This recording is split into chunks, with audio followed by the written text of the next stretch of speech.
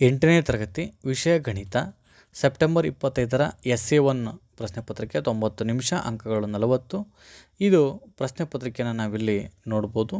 ಇವು 12 1 ಅಂಕಕ್ಕೆ ಇರುವಂತಹ ಪ್ರಶ್ನೆಗಳು. ಇವುಗಳನ್ನು ನೋಡ್ತಾ ಹೋಗ್ಬೋದು. ಇವು 2 ಅಂಕದ ಪ್ರಶ್ನೆಗಳು.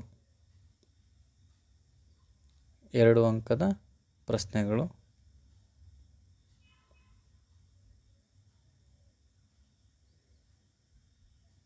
ಇದು 4 ಅಂಕದ ಪ್ರಶ್ನೆಗಳು 2.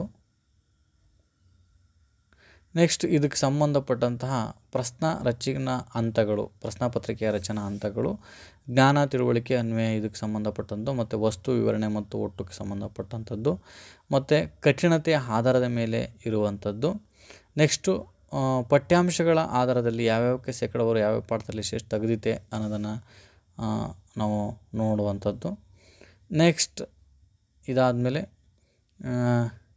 ನೀಲಿ ನಕ್ಷೆನ ನೋಡುವಂಥದ್ದು.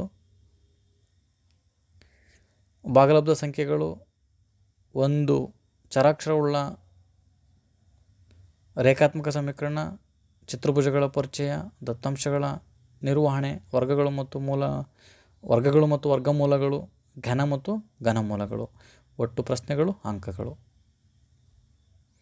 ನೆಕ್ಸ್ಟ್ ಬಂದರೆ 8ನೇ ತರಗತಿ ವಿಜ್ಞಾನ. ಈ ಪತ್ರಿಕೆಗೂ ಕೂಡ 1 ಅಂಕದ ಪ್ರಶ್ನೆಗಳು 12 ಇರುವಂಥದ್ದು.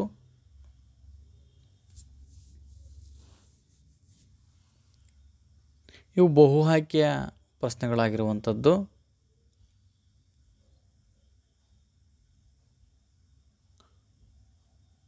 ಇವು 2 ಅಂಕದ ಪ್ರಶ್ನೆಗಳು.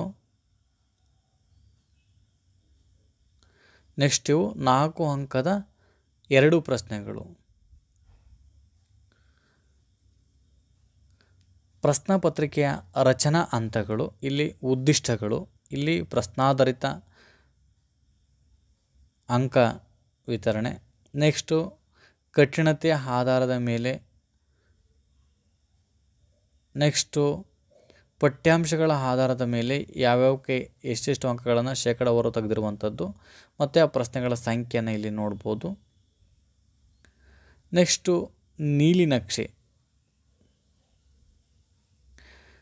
ಬೆಳೆಯ ಉತ್ಪಾದನೆ ಮತ್ತು ನಿರ್ವಹಣೆ, ಸೂಕ್ಷ್ಮಾಣುಜೀವಿಗಳು, ಮಿತ್ರ ಮತ್ತು ಶತ್ರು, ಕಲ್ಲಿದ್ದಲು ಮತ್ತು ಪೆಟ್ರೋಲಿಯಂ, ಬಲ ಮತ್ತು ಒತ್ತಡ, ದಹನ ಮತ್ತು ಜ್ವಾಲೆ, ಘರ್ಷಣೆ. ಇಲ್ಲಿ ಒಟ್ಟು ಪ್ರಶ್ನೆಗಳು, ಒಟ್ಟು ಅಂಕಗಳು.